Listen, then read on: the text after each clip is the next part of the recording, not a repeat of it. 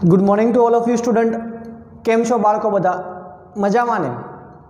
Okay बाळको, तो आपणे गया लेक्चरनी अंदर यूनिट 7 वनस्पतिओ अने प्राणीओनुं संरक्षण पूर्ण कर्युं हतुं।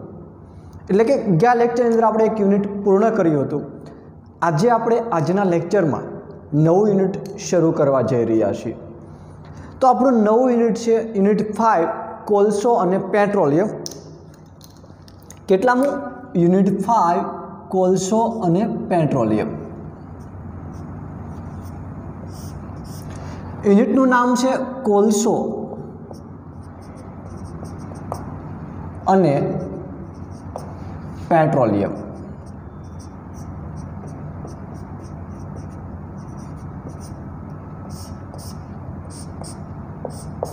આ આપણા યુનિટનું નામ છે।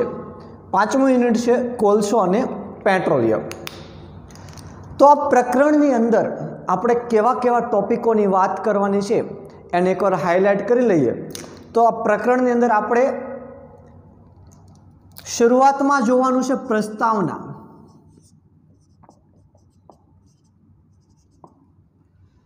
कोई पण यूनिट होय एमां प्रस्तावना होय शुरुआतमां, तो प्रस्तावना विषे वात करवानी छे। त्यारबाद कोलसो, तो कोलसामां कोलसानी वार्ता, कोक, कोलगेस, कोल्टार आ बधाना पेटा टॉपिको छे, एना विषे आपणे वातचीत करवानी छे कि भाई कोलसानी वार्तामां कोलसानो इतिहास ने आ बधी वातचीतो करवानी रहेशे आपणे। त्यारबाद आवे छे पेट्रोलियम।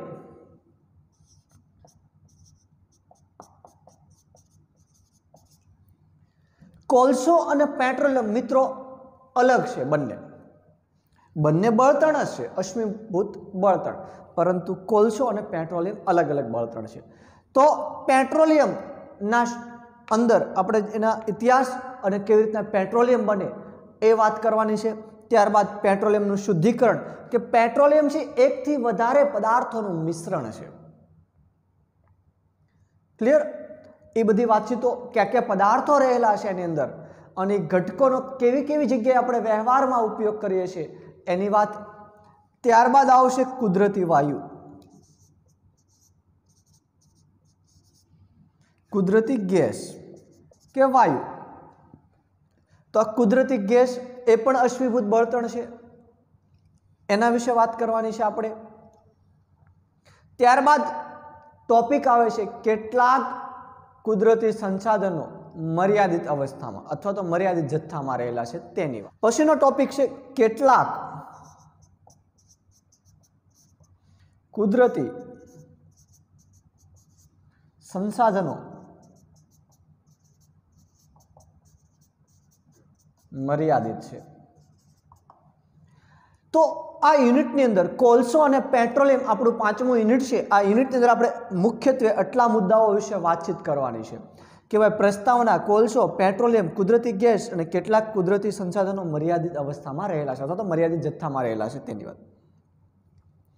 आना विषे आपणे वातचीत करवानी छे। क्रम बाय क्रम आपणे तमाम मुद्दाओ जोता जईशुं अने एना विषे ख्याल प्राप्त करता जईशुं। क्लियर?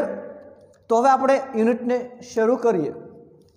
शुरुआत थाय छे आपणा यूनिटनी प्रस्तावनाथी।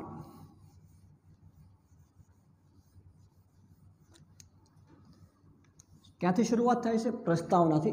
सिम्पल यूनिट छे, घणुं महत्वनुं छे। यूनिट घणुं नानुं छे परंतु घणुं महत्वनुं छे। घणी बधी माहितीओ अंदर रहेली छे जे आपणे इन फ्यूचर पण काम लागे तेवी छे। तो शुरुआत करीए बाळको प्रस्तावनाथी।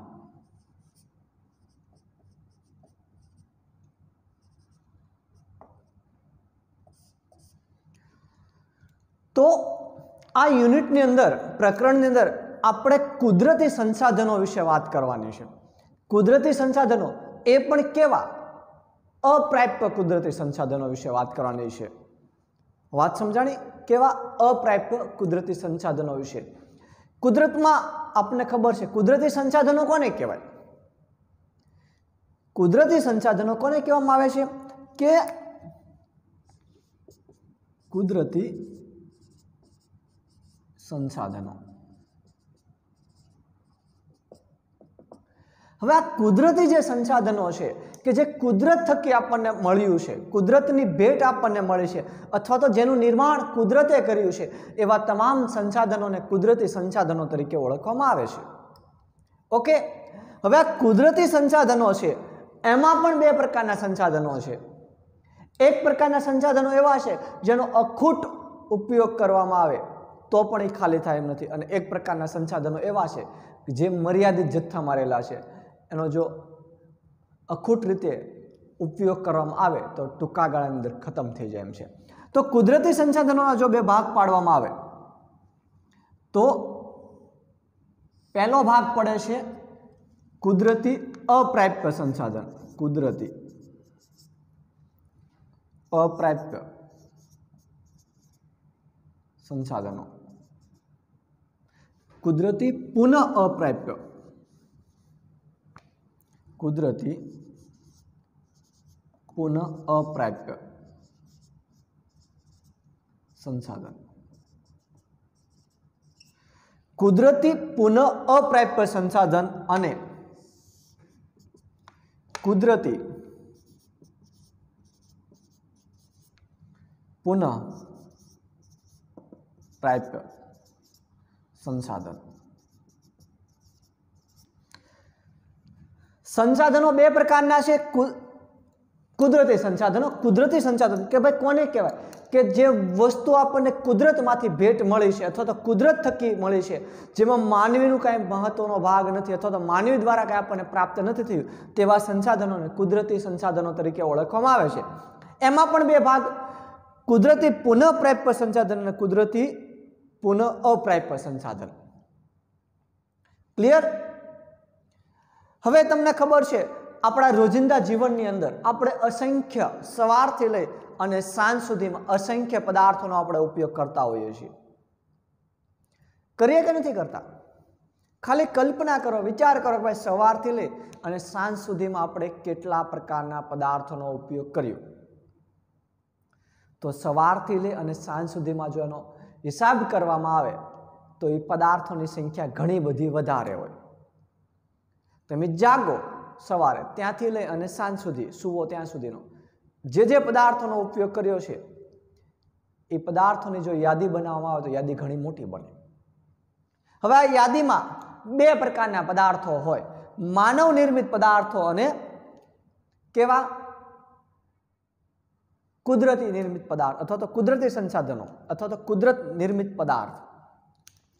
તો કેટલા પ્રકારના પદાર્થો હોય? બે પ્રકારના પદાર્થો હોય, માનવ નિર્મિત અને કુદરતી. તો એક કોષ્ટક છે, એક્ટિવિટી છે કે માનવ નિર્મિત પદાર્થો અને કુદરતી પદાર્થોના યાદી બનાવો. તો એમાં માનવ નિર્મિત જો યાદી જોવા જઈએ, માનવ નિર્મિત પદાર્થ, માનવ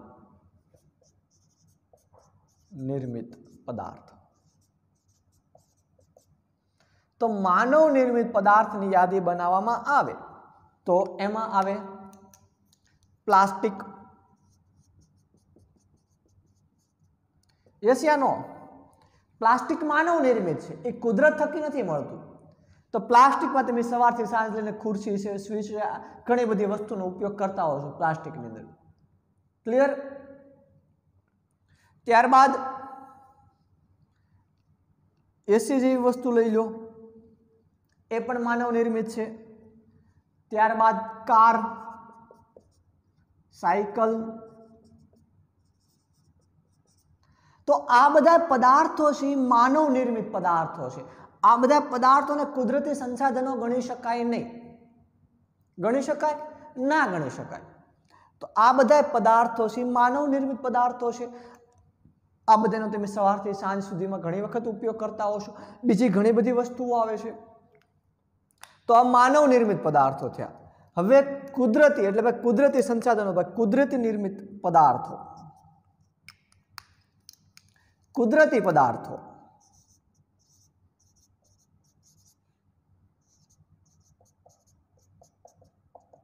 તો તમે એવા કોઈ કુદરતી પદાર્થોનો ઉપયોગ કરો છો ખરા કે જે કુદરત થકી ભેટ મળી હોય? તો હા. શું? તો કે ભાઈ માટી એટલે જમીન, જમીન માનવીએ બનાવી નથી, એ કુદરતી છે. પવન,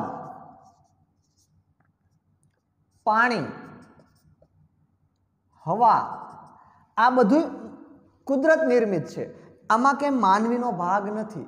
માનવી એમ કે મારે પાણી બનાવવું છે તો પાણી કદાચ પ્રયોગશાળાની અંદર કદાચ બનાવી પણ શકે કોઈ કેમિકલ કે રસાયણોના પદાર્થોની મદદથી, પરંતુ એ પાણી આપણે હકીકત જે પાણીની વાત કરીએ છીએ એ પાણી છે એ કુદરત થકી મળે છે આપણને. યસ યા નો? તો આ બધા કુદરતી પદાર્થો છે.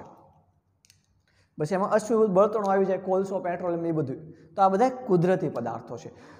તો 2 માર્કનો અથવા તો 1 માર્કનો મહત્વનો પ્રશ્ન બની રહે, કુદરતી સંસાધનોના પ્રકારો જણાવો. તો કુદરતી સંસાધનોના મુખ્યત્વે 2 પ્રકાર છે. કુદરતી સંસાધનોના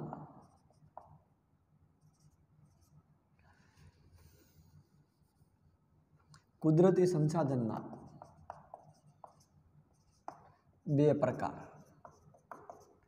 કુદરતી સંસાધનના 2 પ્રકાર કે ભાઈ સંસાધનો કુદરતમાંથી જ પ્રાપ્ત થાય, પદાર્થો કુદરતમાંથી જ પ્રાપ્ત થાય છે, પરંતુ એક પ્રકારના પદાર્થો એવા છે જે ખૂટી જાય તેવા છે અને એક પ્રકારના પદાર્થો એવા છે જે ખૂટે તેમ નથી.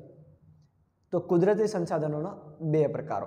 એમાં આપણા ટોપિકની અંદર એવા મુદ્દાઓની વાત કરવાની છે જે કુદરતી સંસાધનો છે પરંતુ એવા પ્રકારના સંસાધનો છે કે જે પુનઃ અપ્રાપ્ય છે, એટલે ટૂંકા ગાળાની અંદર ખતમ થઈ ગયા બાદ એ ફરીથી પાછા પ્રાપ્ત થવા માટે લોંગ ટાઈમ માગી લે તે. ઓકે, તો આ યુનિટની અંદર આપણે એવા કુદરતી સંસાધનની વાત કરશું જે પુનઃ અપ્રાપ્ય હોય. તો કુદરતી સંસાધનોના 2 પ્રકારની વાતમાં પહેલું જોઈએ કે કયા કયા 2 પ્રકારો છે. એની જો વાત કરવામાં આવે તો પહેલો પ્રકાર છે પુનઃ પ્રાપ્ય સંસાધન. કુદરતી પુનઃ પ્રાપ્ય સંસાધન. કુદરતી પુનઃ પ્રાપ્ય સંસાધન એટલે શું? કે કુદરતના એવા સંસાધનો, એવા પદાર્થો કે જેનો અખૂટ રીતે ઉપયોગ કરવામાં આવે, અમર્યાદિત રીતે ઉપયોગ કરવામાં આવે માનવી દ્વારા, તો પણ ટૂંકા ગાળાની અંદર ખતમ થવાના નથી અથવા તો ખાલી ના થાય તેવા સંસાધનોને પુનઃ પ્રાપ્ય સંસાધનો તરીકે ઓળખવામાં આવે છે. તો પુનઃ પ્રાપ્ય સંસાધનો એટલે કુદરતના એવા સંસાધનો કે જે અમર્યાદિત જથ્થાની અંદર રહેલા છે અને માનવ પ્રવૃત્તિ દ્વારા ખલાસ થાય તેમ નથી, તેવા સંસાધનોને પુનઃ પ્રાપ્ય સંસાધનો તરીકે ઓળખવામાં આવે. ઉદાહરણ તરીકે હવા, સૂર્યપ્રકાશ. આના ઉદાહરણ છે પુનઃ પ્રાપ્ય સંસાધનોના, હવા અને સૂર્યપ્રકાશ. હવે હવા અને સૂર્યપ્રકાશનો તમે ગમે એટલો ઉપયોગ કરો નહીં તો શું એ ખાલી થઈ જશે? ખાલી નહીં થાય. કુદરતમાં અમર્યાદિત જથ્થામાં રહેલું છે. માનવી ગમે એટલી પ્રવૃત્તિ કરે તો પણ આ જથ્થો છે ખાલી થવાનો નથી. તો આને પુનઃ પ્રાપ્ય સંસાધન તરીકે ઓળખવામાં આવે છે. ક્લિયર? હવે પુનઃ અપ્રાપ્ય સંસાધનની વાત કરવામાં, બીજો પ્રકાર કુદરતનો પુનઃ અપ્રાપ્ય સંસાધન. પુનઃ અપ્રાપ્ય સંસાધન. પુનઃ અપ્રાપ્ય સંસાધન એટલે કે આ જે સંસાધનો છે એ કુદરતમાં મર્યાદિત અવસ્થામાં રહેલા છે, મર્યાદિત જથ્થાની અંદર રહેલા છે. માનવી દ્વારા જો ટૂંકમાં અયોગ્ય રીતે સતત ઉપયોગ કરવામાં આવશે તો ટૂંકા ગાળાની અંદર ખાલી થઈ જશે અને ફરીથી પાછા મળી શકે એમ નથી. ફરીથી મેળવવા માટે ઘણા બધા લાખો વર્ષની રાહ જોવી પડશે. તો એવા પ્રકારના સંસાધનો કે જે કુદરતમાં મર્યાદિત જથ્થામાં રહેલા છે અને અયોગ્ય રીતે ઉપયોગ કરવામાં આવે તો ટૂંકા ગાળાની અંદર ખાલી થઈ જાય તેમ છે, આવા સંસાધનોને પુનઃ અપ્રાપ્ય સંસાધનો તરીકે ઓળખવામાં આવે છે. અને આ સંસાધનોને ફરી પાછા પ્રાપ્ત કરવા માટે હજારો લાખો વર્ષ સુધી રાહ જોવી પડે. તો ઉદાહરણ તરીકે એમાં આવે છે, ઉદાહરણ તરીકે કોલસો, પેટ્રોલિયમ. આ એના ઉદાહરણો છે, કોલસો અને પેટ્રોલિયમ, કે આ બધા જથ્થો છે જે કુદરતી સંસાધનોનો એ પુનઃ અપ્રાપ્ય સંસાધનોનો જથ્થો છે કે ભાઈ માનવી દ્વારા આ બધો જથ્થો મર્યાદિત છે. પૃથ્વીના જમીનની અંદર આ બધો જથ્થો મર્યાદિત છે. માનવી દ્વારા જો આનો સતત અયોગ્ય રીતે ઉપયોગ કરવામાં આવશે તો આ ટૂંકા ગાળાની અંદર ખાલી થઈ જશે અને ફરી પાછા આને મેળવવા માટે લાખો વર્ષની રાહ જોવી પડશે.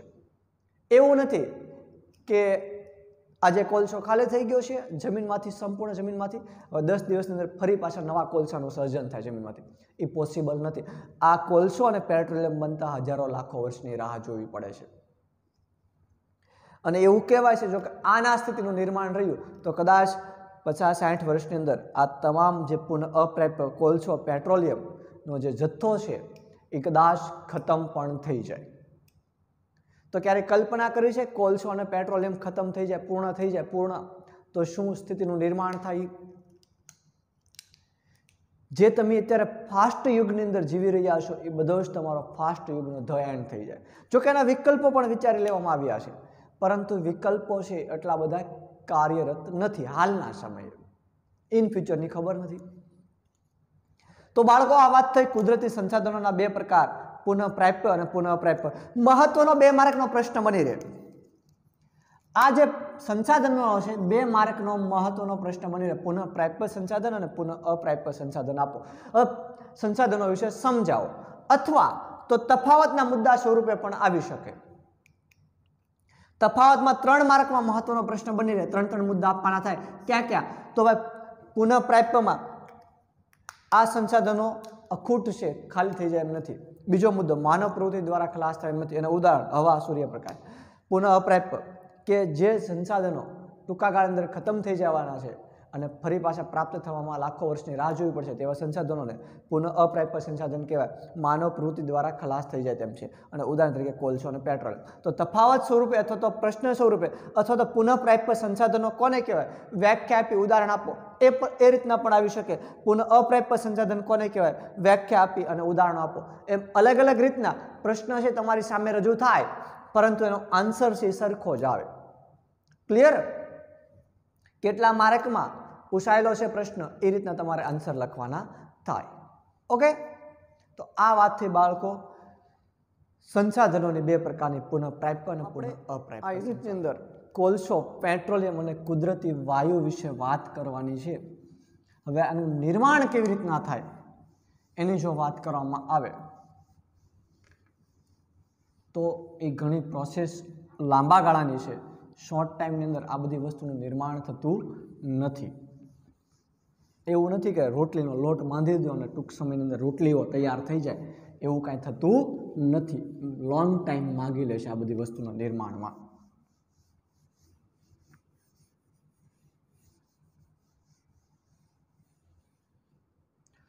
તો વાત કરીએ તો આ યુનિટની અંદર આપણે અશ્મિભૂત બળતણની વાત કરવાની છે. અશ્મિ બળતણની. તો કોલસો,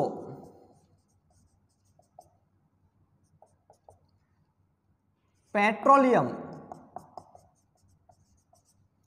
કુદરતી વાયુ આ 3 અશ્મિ બળતણ તરીકે ઓળખાય છે. કેવા? અશ્મિ બળતણ. કોલસો, પેટ્રોલિયમ અને કુદરતી વાયુ આ 3 અશ્મિ બળતણ તરીકે ઓળખાય. તો સાહેબ અશ્મિ બળતણ એટલે શું? અશ્મિ બળતણ. તો આ 3 કોલસો, પેટ્રોલિયમ અને કુદરતી વાયુનું નિર્માણ કેવી રીતના થાય? જો એક વસ્તુ સમજી લેજો, આ 3 પુનઃ અપ્રાપ્ય કુદરતી સંસાધનો છે.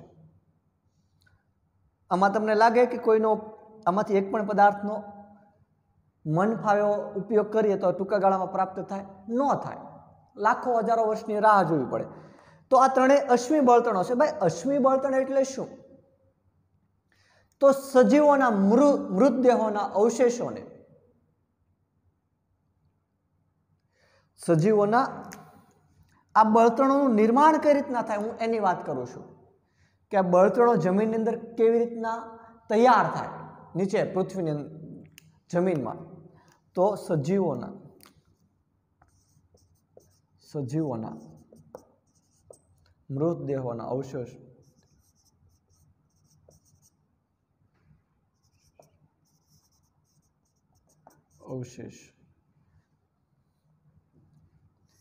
સજીવોના મૃતદેહોના અવશેષથી અશ્મિઓથી આ બળતણો તૈયાર થતા હોય છે, જેથી કરીને આને અશ્મિ બળતણ તરીકે ઓળખવામાં આવે છે.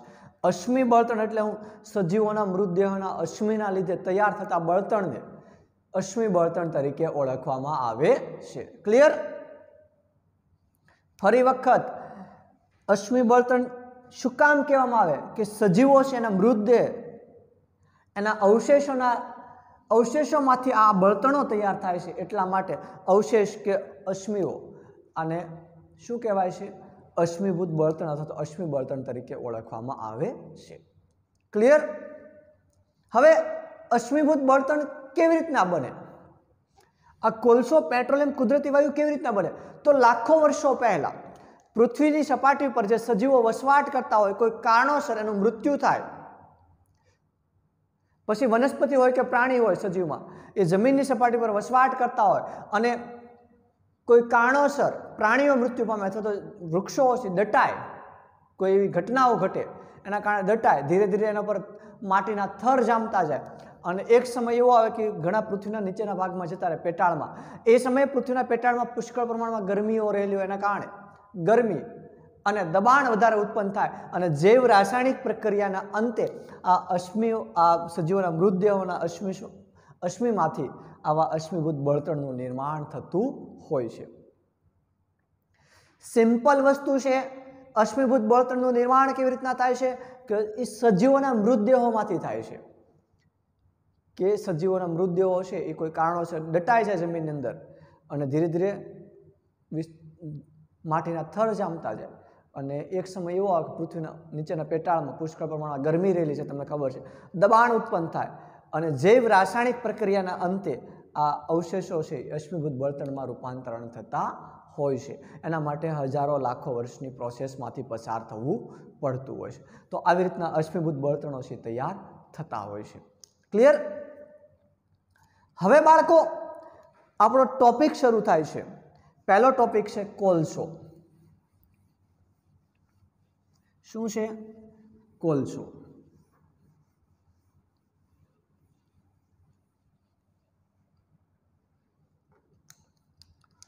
તો વાત કરીએ કોલસોની.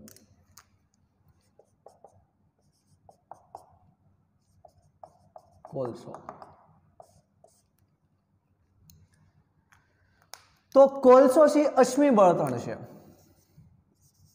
પહેલો મુદ્દો લખી શકાય, અશ્મિ બળતણ. કોલસાનો આપણે ઉપયોગ ક્યાં કરીશું તમને ખબર છે, એ જોઈશું આપણે આગળ.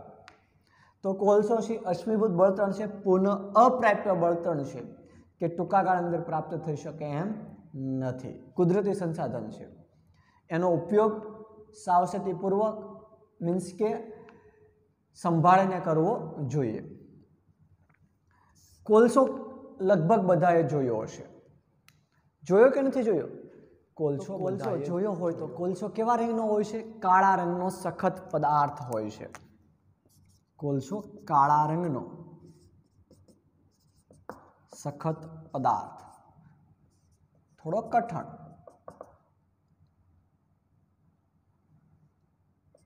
કેવો હોય છે? કાળા રંગનો જ હોય ને? યસ યા નો? ઓકે, તો કાળા રંગનો સખત પદાર્થ હોય છે. હવે વાત કરીએ કોલસાના ઉપયોગો ક્યાં થાય છે. તો કોલસાના ઉપયોગની જો વાત કરવામાં આવે તો રસોઈમાં કોલસાનો ઉપયોગ થાય છે. બરોબર. સેકન્ડ, રેલવેના એન્જિનની અંદર વરાળ ઉત્પન્ન કરવા માટે કોલસાનો ઉપયોગ થાય છે. રેલવે એન્જિનમાં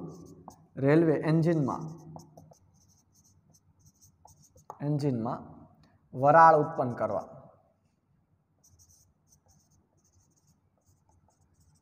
તમને ખબર છે અત્યારની આધુનિક ટ્રેનો છે એ તો ઇલેક્ટ્રિસિટી એટલે ઇલેક્ટ્રિક પ્રવાહના કારણે, વિદ્યુતના કારણે શરૂ છે.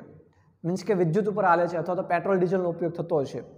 પરંતુ ભૂતકાળની અંદર અત્યારે પણ ભૂતકાળની અંદર કોલસાનો ઉપયોગ રેલ ચલાવવા માટે થતો હતો. તો ભાઈ કોલસાનો બળતણ તરીકે ઉપયોગ કરી અને એને વરાળ ઉત્પન્ન કરીને એવી રીતના એન્જિન ચલાવવા માટે કોલસાનો ઉપયોગ કરવામાં આવતો હતો. તાપ વિદ્યુત મથકમાં કોલસાનો ઉપયોગ થાય છે. તાપ વિદ્યુત મથક વીજળી ઉત્પન્ન કરવા માટે હાલના સમયે પણ કોલસાનો ઉપયોગ થાય છે. તાપ વિદ્યુત મથકમાં એટલે વિદ્યુત જ્યાં ઉત્પન્ન કરીએ ત્યાં કોલસાનો ઉપયોગ કરવામાં આવે છે. ઘણા ઉદ્યોગોમાં બળતણ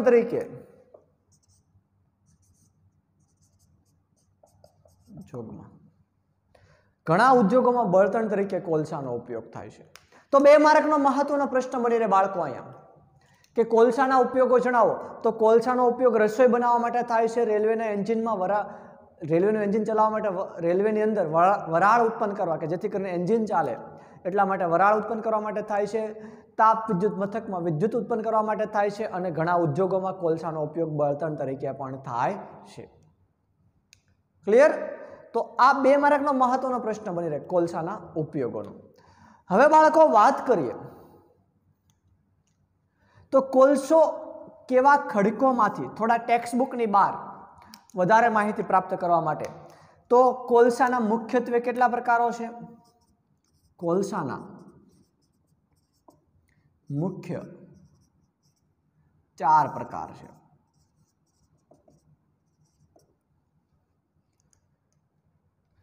એન્થ્રેસાઇટ, બિટ્યુમિન, લિગ્નાઇટ અને પીટ. આ મુખ્યત્વે કોલસાના 4 પ્રકારો છે. એ 4 પ્રકારો વિશે આપણે આગળ જોઈશું. બરાબર? તો કોલસાના મુખ્યત્વે 4 પ્રકારો છે.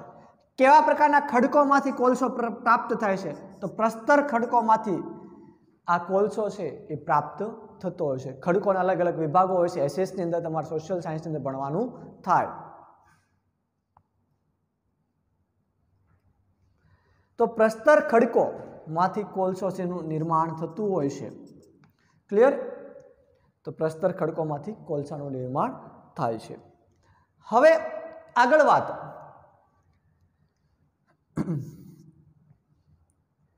કોલસાની જો આડ પેદાશો જોવા જઈએ, કોલસામાંથી મળતી આડ પેદાશો, તો કોલસામાંથી મળતી આડ પેદાશો કઈ છે? ડામર. ડામર પ્રાપ્ત થાય છે. એમોનિયમ વાયુ અને એમોનિયમ સલ્ફેટ.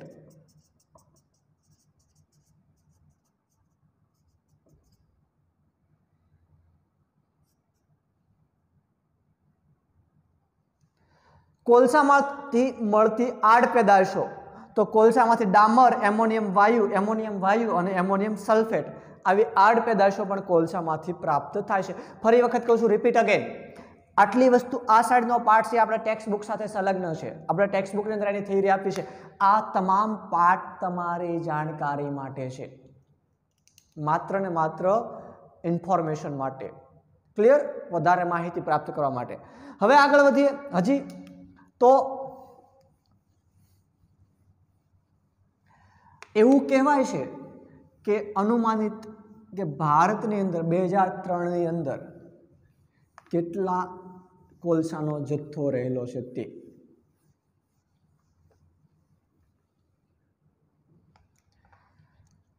એક ફરી વખત કહું છું કે કોલસાના જે 4 પ્રકારો છે, અલગ અલગ વિસ્તારમાં અલગ અલગ પ્રકારનો કોલસો છે પ્રાપ્ત થતો હોય છે.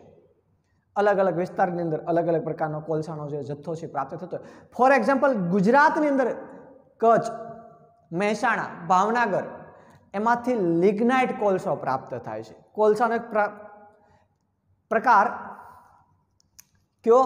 લિગ્નાઇટ.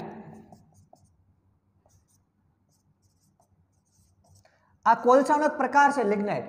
એ ભાવનગર અને મહેસાણા, કચ્છ જેવા જિલ્લાઓમાંથી, ગુજરાતની વાત કરવામાં આવે તો પ્રાપ્ત થાય છે. એની ખાણો હોય છે એમાંથી પ્રાપ્ત થાય છે. ભાવનગરમાં બાળી પડવા કહેવાય, તેમાંથી આ લિગ્નાઇટ કોલસાનું ઉત્પાદન થાય છે. મીન્સ કે એની ખાણોમાંથી કોલસાને છે બહાર કાઢવામાં આવતો હોય છે અને યોગ્ય જગ્યાએ એને મોકલવામાં આવતો હોય છે. તો આ લિગ્નાઇટ કોલસો છે પ્રાપ્ત થતો હોય છે. ભાવનગર મહેસાણા, કચ્છ. ક્લિયર? આ ગુજરાત લેવલે વાત થઈ. અલગ અલગ વિસ્તારોમાં આ છે કોલસો છે પ્રાપ્ત થતો હોય, અલગ અલગ પ્રકારનો. કોલસાના મુખ્ય 4 પ્રકાર કયા? એમ ભાવનગરમાં તો ગુજરાતમાં લિગ્નાઇટ કોલસાનું પ્રમાણ વધારે છે, એટલે આ જિલ્લાઓમાંથી લિગ્નાઇટ કોલસો પ્રાપ્ત થાય છે. હવે ઇન્ડિયા લેવલે વાત કરવામાં આવે તો કોલસાના મુખ્ય ખાણો કયા રાજ્યની અંદર આવેલી છે? તો એની જો વાત કરીએ તો ઝારખંડ, ઓરિસ્સા, બંગાળ, આ બધા સ્ટેટની અંદર, રાજ્યોની અંદર પુષ્કળ પ્રમાણમાં કોલસોનો સમાવેશ જથ્થો રહેલો છે અથવા તો જથ્થો આવેલો છે. વાત સમજાણી? ઝારખંડ, ઓરિસ્સા, બંગાળ આ બધા રાજ્યોમાં મોટા પ્રમાણની અંદર કોલસાની ખાણો આવેલી છે. અને કોલસો છે ખાણમાંથી બહાર કાઢવામાં આવતો હોય છે અને પછી યોગ્ય જગ્યાએ પ્રોસેસમાં અથવા તો બળતણ તરીકે એનો ઉપયોગ કરવામાં આવતો હોય છે. હવે એક અનુમાન કે ભાઈ 2003ના અહેવાલ મુજબ એવું કહેવાય છે કે ભારતની અંદર અનુમાનિત જથ્થો કેટલો હશે? 2003ની અંદર જો વાત કરીએ, ઈસવીસન 2003માં એવું કહેવાયું કે ભારતની અંદર અનુમાનિત જથ્થો કોલસાનો ટોટલ કેટલો હશે? તો 2,40,748 મિલિયન ટન.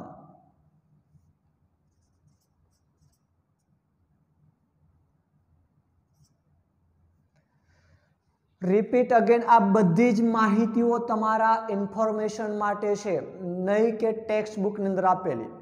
આમાંથી એક પણ આંકડો યાદ ના રહે તો ટેન્શન લેવાની જરૂર નથી. તમને પ્રશ્ન એવો નહીં પૂછાય ક્યારે કે ઈસવીસન 2003માં અનુમાનિત જથ્થો કોલસાનો ભારતમાં કેટલો હતો, એવો ક્યાંય પ્રશ્ન આવશે નહીં. માત્ર ને માત્ર તમારી જાણકારી માટે છે. ઓકે, તો એવું પણ નહીં આવે કે ભાવનગરમાં કે મહેસાણામાં કયા પ્રકારના કોલસાનું ઉત્પાદન થાય છે, એવો એક પણ પ્રશ્ન આવશે નહીં. તમારી જાણકારી માટે છે. કોઈ પણ પ્રકારનું કન્ફ્યુઝન કરવાનું નથી માઇન્ડની અંદર. ઓકે, તો 2003ની અંદર ભારતની અંદર કોલસાનો ટોટલ કેટલો જથ્થો રહેલો છે જો એની વાત કરવામાં આવે તો 2,40,748 મિલિયન ટન જેટલો કોલસાનો જથ્થો હોવાનું અનુમાન લગાવવામાં આવ્યું હતું. ઓકે,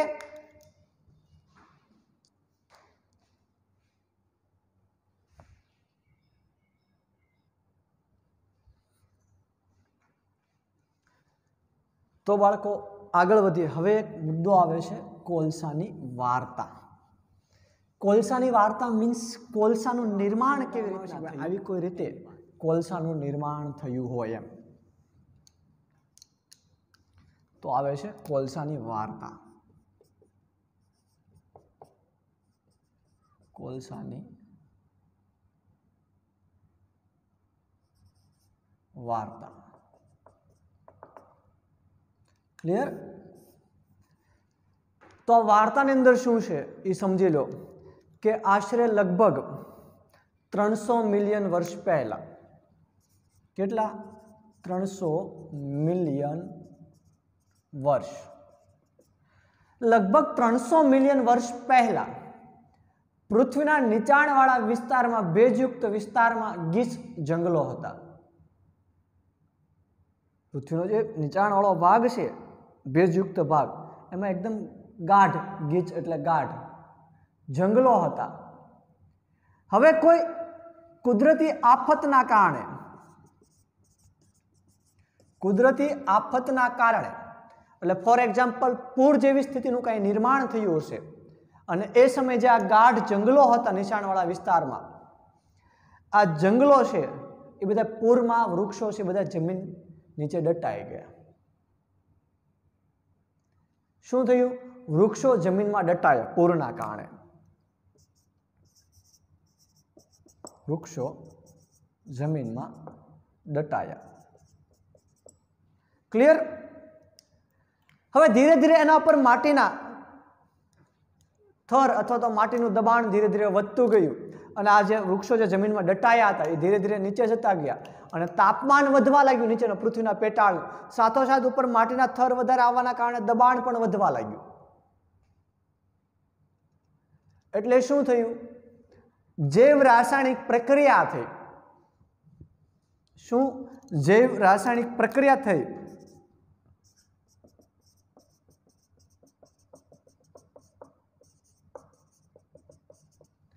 जैव रासायनिक प्रक्रिया में तमने खबर है कोळसा में मुख्यत्वे कार्बन रहेलो छे। कोळसा में शुं रहेलुं छे? मुख्यत्वे कार्बन रहेलो छे। तो कोळसा में मुख्यत्वे कार्बन रहेलो छे। शुं रहेलो छे? कोळसा में मुख्य प्रमाण कोनुं होय छे? कोळसो कार्बन। कोळसा में मुख्यत्वे प्रमाण कार्बन नुं रहेलुं होय।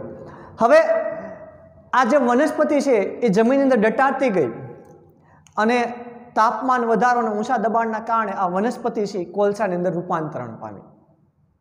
समजायुं? तो मृत वनस्पति वनस्पतिनी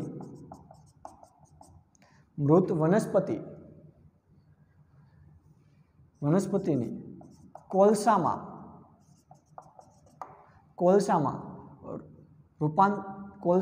धीमा रूपांतरणनी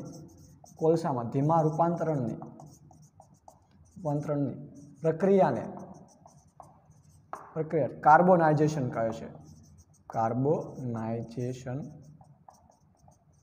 कहे छे। एक मार्कनो महत्वनो प्रश्न, कार्बोनाइजेशन एटले शुं? तो आ मृत वनस्पतिमांथी जे कोळसामां रूपांतरण थवानी प्रक्रियाने कार्बोनाइजेशन तरीके ओळखवामां आवे छे। फरी वखत कार्बोनाइजेशन डेफिनेशन क्लियर थई गई। महत्वनी डेफिनेशन छे कार्बोनाइजेशन प्रक्रिया एटले शुं? तो कि भाई मृत वनस्पतिमांथी कोळसामां रूपांतरण थवानी जे धीमी प्रक्रिया छे आ प्रक्रियाने कार्बोनाइजेशन प्रक्रिया तरीके ओळखवामां आवे छे। कोळसो छे मृत वनस्पतिमांथी प्राप्त थतो होवाना कारणे कोळसाने अश्मीभूत बळतण तरीके गणवामां आवे छे। क्लियर? हवे कोळसाने जो हवामां सळगाववामां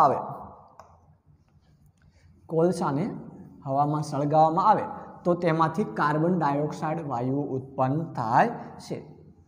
कोळसो छे हवामां सळगाववामां आवे तो वायु प्रदूषण करे छे, केम के कार्बन डायोक्साइडनुं वधતું प्रमाण तमने खबर छे 11 યુનિટમાં 7 મિનિટ આપણે જોયું ગ્લોબલ વોર્મિંગ માં અસર કરે।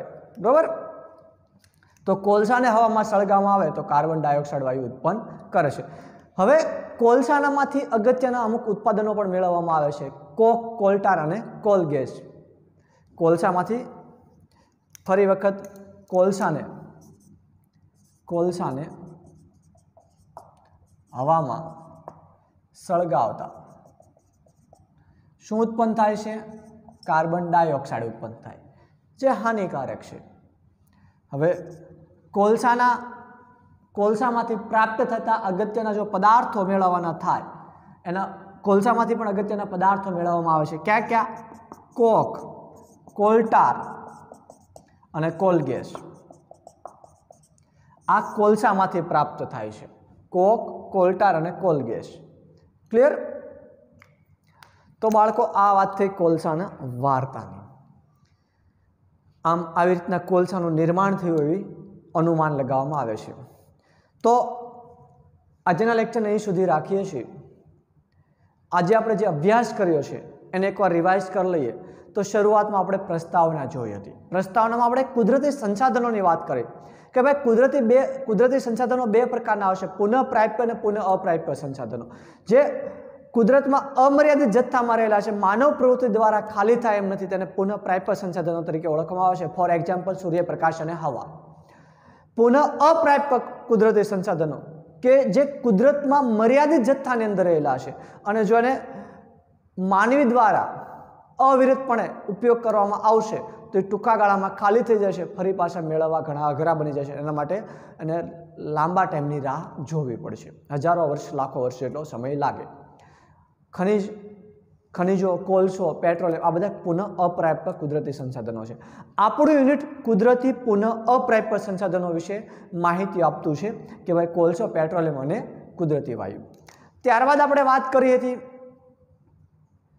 અશ્મિભૂત બળતણ કોને કહેવાય, કે સજીવોના મૃતદેહોના અવશેષોમાંથી પ્રાપ્ત થતા બળતણોને અશ્મિભૂત બળતણો તરીકે ઓળખવામાં આવે છે અથવા તો અશ્મિભૂત બળતણ તરીકે ગણવામાં આવે છે, એની આપણે વાત કરી હતી। ત્યારબાદ આપણે કોલસા વિશે વાત કરીએ તો શરૂઆતમાં કહ્યું માહિતી માટે કોલસો 4 પ્રકારનો હોય છે, લિગ્નાઇટ, એન્થ્રેસાઇટ, પીટ અને બિટુમિન. અલગ અલગ પ્રકારના કોલસા હોય છે, બધામાં કાર્બનનું પ્રમાણ અલગ અલગ હોવાના કારણે પ્રકારો પાડવામાં આવ્યા હોય છે. ત્યારબાદ કોલસો તો ભાઈ કાળા રંગનો સખત પદાર્થ છે, એનો ઉપયોગ ક્યાં થાય છે એની વાત કરી. રસોઈમાં, તાપ વિદ્યુત મથકમાં, રેલવે એન્જિન ચલાવવા માટે, અમુક ઉદ્યોગોમાં સીધા બળતણ તરીકે અલગ અલગ જગ્યાએ કોલસાનો અત્યારે ઉપયોગ થાય છે. કોલસો એક અશ્મિભૂત બળતણ છે. ક્લિયર? પછી કોલસો પ્રાપ્ત કરતા રાજ્યો, કોલસા જ્યાં વધારે પ્રમાણમાં છે એવા રાજ્યોના નામ આપ્યા હતા. ભાવનગર, ગુજરાતમાં કોલસો કેવા પ્રકારનો? ભાઈ લિગ્નાઇટ વધારે પ્રાપ્ત થાય છે. કયા જિલ્લામાંથી પ્રાપ્ત થાય એની પણ તમને વાત કરી હતી. એ તમારી જાણકારી માટે હતું. ત્યારબાદ આપણે કોલસાની વાર્તા જોઈ હતી. ભાઈ કોલસો કેવી રીતના બન્યો છે, એનું નિર્માણ કેવી રીતના થયું છે એની વાત. તો ભાઈ લાખો વર્ષો, હજારો કરોડો વર્ષ પહેલાં નીચાણવાળા ભૂમિના ભાગમાં ભેજયુક્ત ગીચ જંગલો હતા. કોઈ કુદરતી આફતના કારણે જમીનમાં દટાયા. જમીનમાં દટાવાના કારણે તાપમાન અને દબાણ વધવાના કારણે એ જે મૃત વનસ્પતિઓ છે ધીરે ધીરે કોલસાની અંદર રૂપાંતરણ પામ્યું. તો મૃત વનસ્પતિમાંથી કોલસામાં રૂપાંતરણ થવાની પ્રક્રિયાને કાર્બોનાઇઝેશન પ્રક્રિયા તરીકે ઓળખવામાં આવશે. એની આપણે વાત કરી હતી. ત્યારબાદ કોલસાને હવામાં ગરમ કરવામાં આવે તો કાર્બન ડાયોક્સાઇડ નામનો વાયુ ઉત્પન્ન થાય છે, એની વાત કરી. કોલસામાંથી પ્રાપ્ત થતા પદાર્થોની વાત કરવામાં આવે તો કોલટાર, કોક અને કોલ ગેસ એ કોલસામાંથી પ્રાપ્ત થતા પદાર્થો છે. આટલી માહિતીઓ આપણે આજના લેક્ચરની અંદર જોઈ હતી. આ બધામાંથી કેવા પ્રકારના પ્રશ્નો આવી શકે એની જો વાત કરવામાં આવે તો પહેલો પ્રશ્ન એવો આવે કે પુનઃપ્રાપ્ય સંસાધનો કુદરતી અને પુનઃ અપ્રાપ્ય કુદરતી સંસાધનોના તફાવતના 3 મુદ્દા આપો. બીજો પ્રશ્ન આવે કે કોલસાના ઉપયોગો જણાવો, 2 માર્કનો પ્રશ્ન.